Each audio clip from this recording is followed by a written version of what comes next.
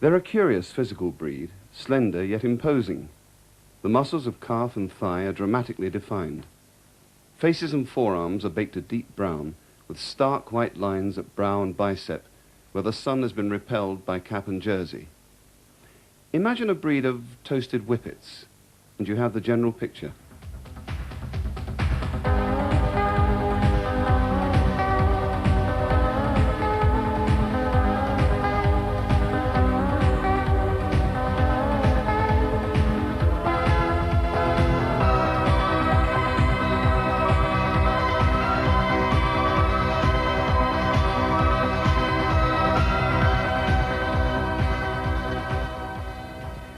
This is the Puy du Fou, a 15th century chateau in the heart of the Vendée region of western France.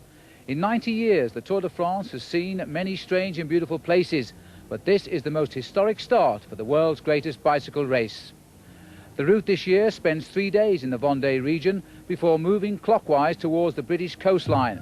And then it moves south to the Alps and on to the Mediterranean, on into the Pyrenees before it finally arrives in Paris on July the 25th. There are 5 tortuous mountainous stages, including stage 11 in the Alps, where the riders start from Serre-Chevalier. Then they face the climb of the Col d'Izoard, taking them to 2,360 metres. Then it's on to the Col de Var at 2,109 metres. The riders keep on going up, this time on Europe's highest road, as it goes to the top of the Col de la Bonnet in the Restefond, 2,802 metres high. Then it's downhill for a short while before the riders climb up to the new finish at Isola 2000. But that stage was not being thought of yesterday, as the riders began to arrive for their compulsory medical checks. Miguel Indurain out for a 3rd consecutive win, and this year Indurain has brought along his younger brother, Prudencia, who rides the race for the very first time. The Indurain brothers are only 2 of the 180 in this year's race. They are formed into 20 sponsored teams. The Lap of France is 3,700 kilometres, and this will be covered in 21 days, and it will mean approximately 100 hours in the saddle. And we'll be with you every kilometre of this 3-week race. Hello everybody, I'm Phil Liggett along with Paul Sherwin, and our first timer on the Tour de France, James Richardson. Well, the Prologue, we'll join the action in there very shortly, but first of all, let's have a look at the riders we see as the top 5 contenders for the victory in Paris.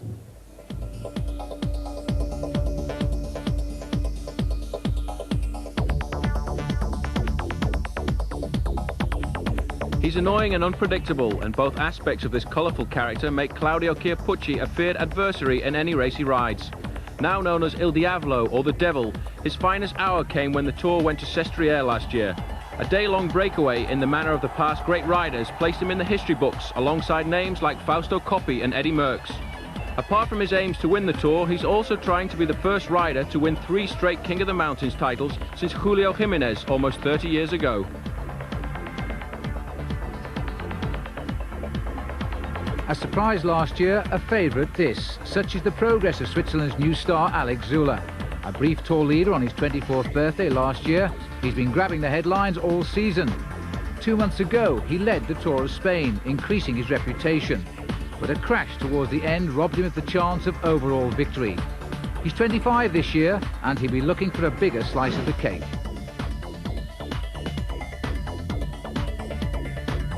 A disappointing 3rd last year behind Indurain and Chiappucci, Gianni Bugno salvaged last season in Benidorm with an extraordinary 2nd consecutive win in the World Championships.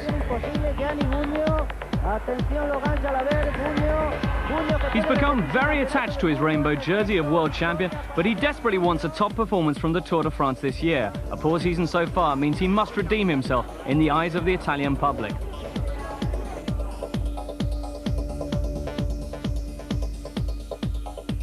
Monaco is now the home of Swiss Tony Rominger, where he lives a very affluent lifestyle.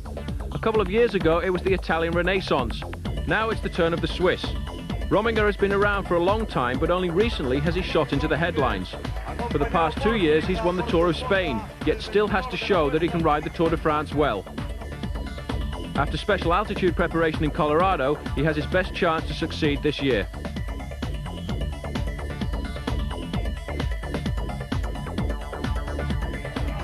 There's only one man to beat this year, and Big Mig knows he will have to take all of the pressures that come with aiming for a third straight win. And the good-looking Spaniard will have no problems with that. Last year Spain gave him a royal welcome home, and after his second Tour win, he says now he doesn't worry about a third Tour de France. Last month he won his second Tour of Italy, but only just, and again he will rely on his time trialling skills. It's here where Miguel Indurain has always laid the foundations for his big victories.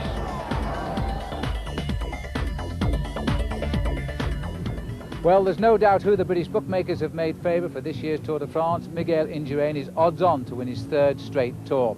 But if you're looking for a good outside chance, then why not go for Erik Breukink, who won the Dutch Championship just a week ago.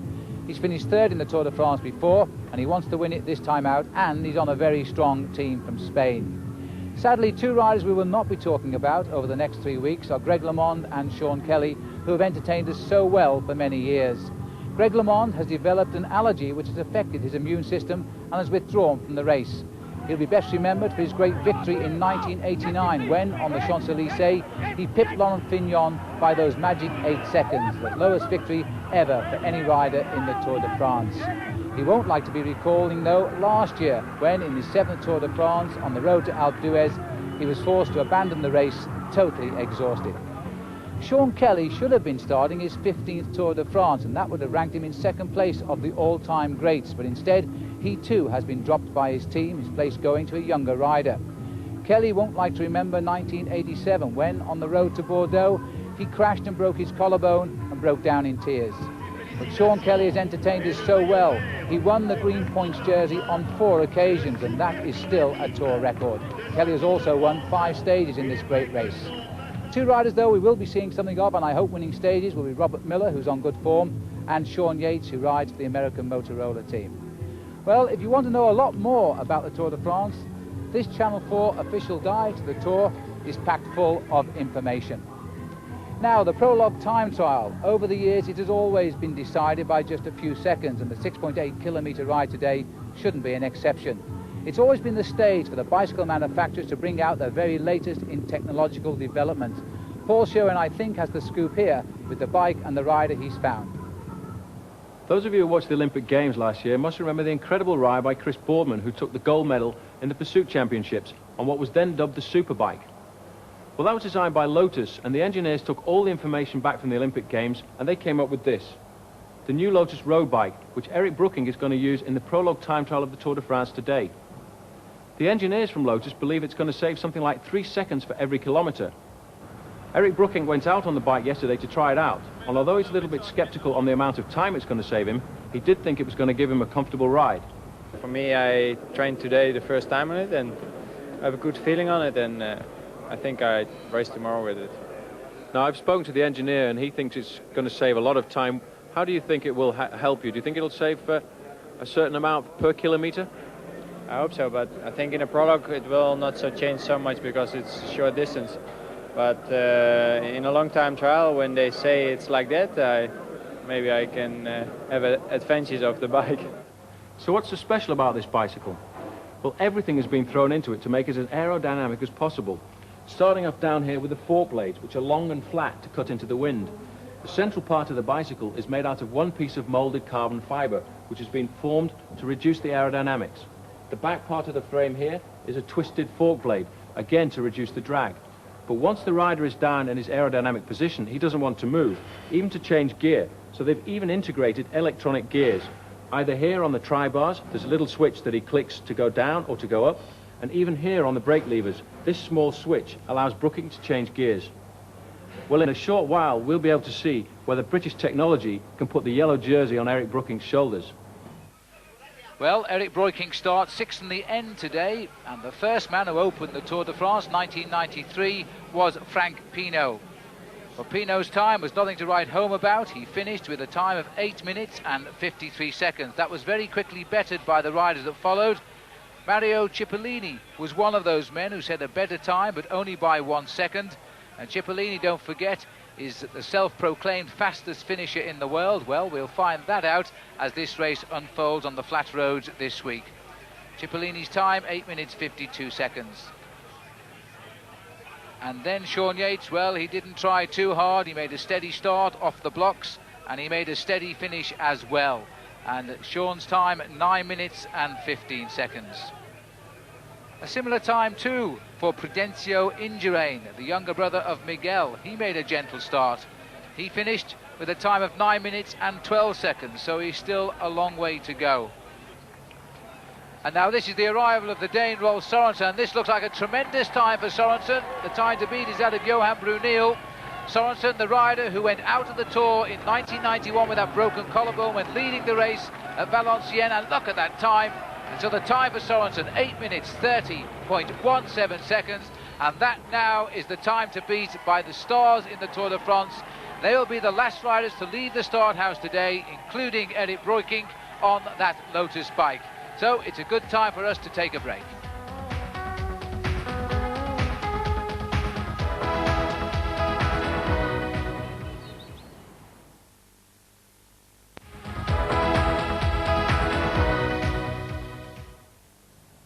Welcome back. Well, this you'll no doubt recognise as the centrepiece of today's time trial prologue stage, the Château de Puy du Fou. Actually, the second castle that's been built on this site, because the first one was knocked down by the English back in the 15th century.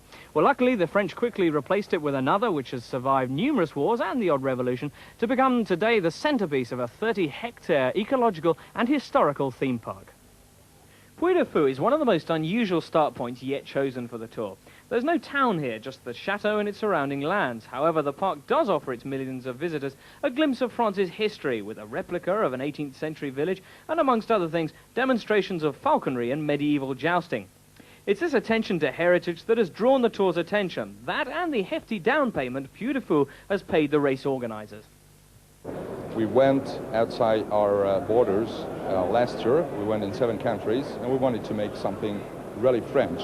And if you've seen the open ceremony of the Tour de France, you will see that the Puy du Fou is very historical. It cost 5 million francs for the Puy du Fou to have the tour, and but it drives them. I mean, a lot of medias, all televisions, and 1,000 journalists are coming here, and they will speak about the Puy du Fou in 1 week.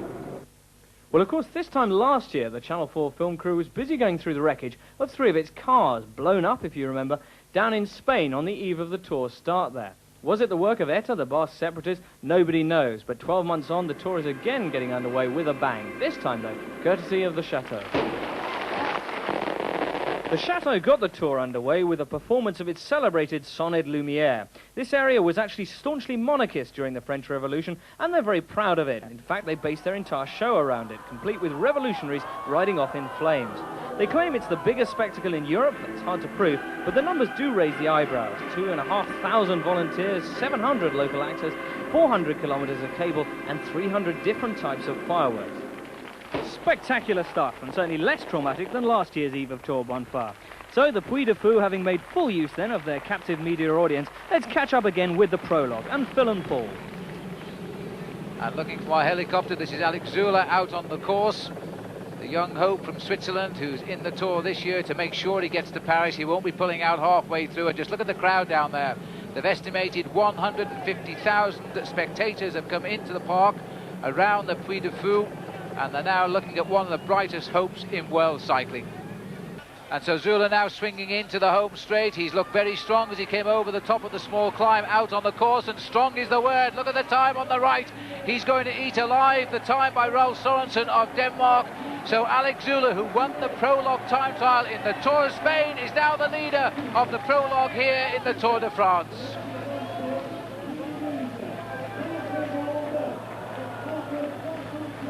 And the arrival of Stephen Roche, he's not going to beat that superb time by Alex Zula, but the grand old man of Irish cycling is not going to be far away from it either. Roche has won the Tour de France back in 1987. On that occasion, he did a marvellous prologue time trial. The crowd here appreciating the arrival of Roche, and a good time too, for 5th best at the moment. And Tony Rominger now out on the course, wearing 131. Remember, all of the numbers with a 1 on the M means they are the leaders of their respective teams. And Tony Rominger is the man they hope will challenge Miguel Indurain for the Spanish class team this year. Twice winner of the Tour of Spain, but he isn't the best at riding these prologue time trials. And here's Eric Breukink in the start house getting the final countdown. Now, can he marry up with this brand new Lotus bike and do the ride of the day? He's done it before. He's won this Prologue before when it was in Luxembourg, and he wore the leader's yellow jersey for a short while. Now, he'll be thinking, can he do it again with that little help? And this is Robert Miller out on the course. The climb, by the way, is the Côte du Fou. It is extremely difficult, and all of the riders are saying it is bitterly hard. While at the finishing line, Rominger finishes, and a good time indeed. Second best time for Tony Rominger, 8 minutes and 26 seconds. He's the challenger, I think, to Miguel Indurain. Claudio Chiappucci now making his start, second man from the end to go today, second in the Tour de France a year ago. And what he would give for the yellow jersey of Miguel Indurain.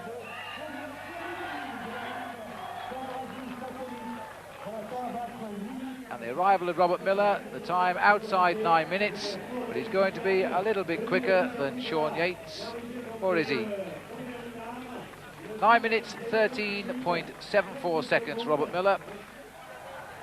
And here's Gianni Bugno on the climb, and you can see the enormous crowd here, looking at the man in the rainbow jersey as world champion for these past 2 years.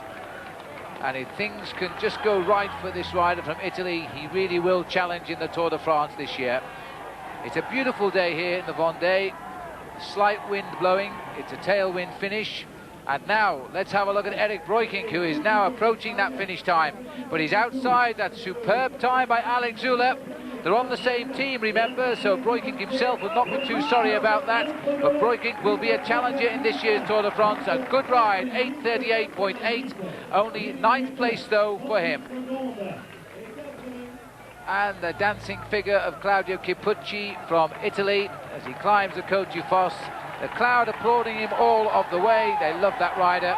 As we go to the finish and see the time trial specialist coming home, Thierry Marie is close, very close indeed, to the time of Zülle. He's won the Prologue 3 times, this rider, and now he's not going to do it again. The seconds are ticked away. He might just creep in with second best time. He gets it, 8:25.9. He's just by 0.07 of a second, second on the list. And now the yellow jersey out on the course, bringing the opening Prologue time trial to an end. Miguel Indurain wearing yellow as the winner last year. Well, the last time he did this in San Sebastian a year ago, he won the Prologue time trial in front of his own Spanish crowd. Now he's moved across to the Vendée region of France. Can he do it again? A very determined look on his face indeed. The rider he beat a year ago in the Prologue time trial was indeed Alex Zülle. Zülle's set the best time so far. He's dancing on the climb here. And Miguel Indurain, the winner of the Tour of Italy, now aiming for what would be a first-time double of 2 Tours of Italy and 2 Tours of France back-to-back. No one can claim to have done that, and the crowd know that they are looking at one of the finest bike riders we've ever seen in the world. A magnificent crowd has turned out. The expected crowd was 150,000. I think we've beaten that. This is the arrival of Andy Hampsten now. Not a Prologue specialist, but his time not too far away from Alex Zülle. Hampsten, the leader of the Motorola team. And he keeps looking up the line, wishing it'll come just a little bit quicker. 8 minutes 48, 33rd place for Andy Hampsten. He was 4th in the Tour de France last year and the winner of that magnificent stage to Alpe d'Huez. And here, not too far behind Andy Hampsten is Gianni Bugno. His time is a good one. He's going to be right up on the leaderboard with this. And it looks as though Gianni Bugno may well have straightened himself out mentally, because this is a good ride. He's back into the time trial position. He almost had to kick off the back wheel there. Look at the time, 8:23.68, second place now for Gianni Bugno. The rocking and rolling figure of Claudio Chiappucci will not know what Gianni Bugno has just done.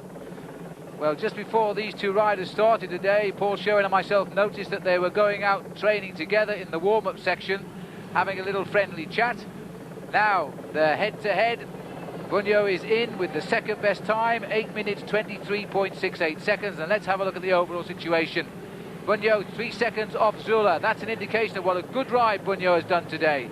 Marie, the time trial specialist, is in 3rd place, but he won't be a contender for the final yellow jersey that this man is wearing today as last year's winner.